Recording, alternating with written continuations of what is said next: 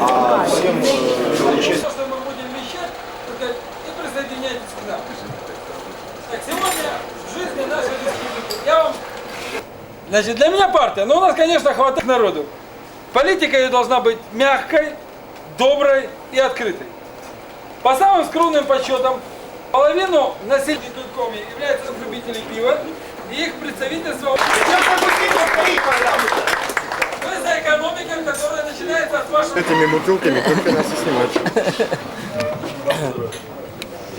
Ваше здоровье.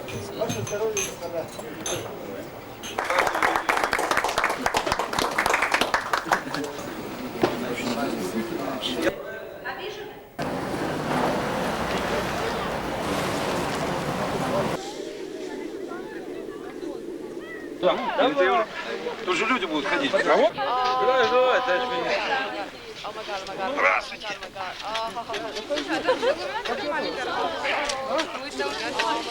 Ждали тебя, значит. Вот так.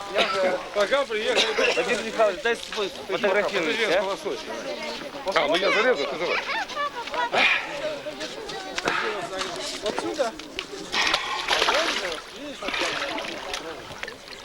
Давай, давай.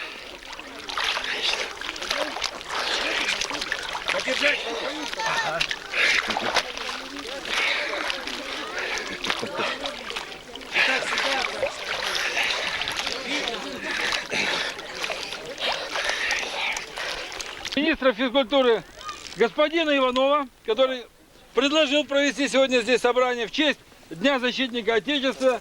И партия, так сказать, рядовые члены откликнулись, сегодня сюда приехали. С собой мы привезли значки и партбилеты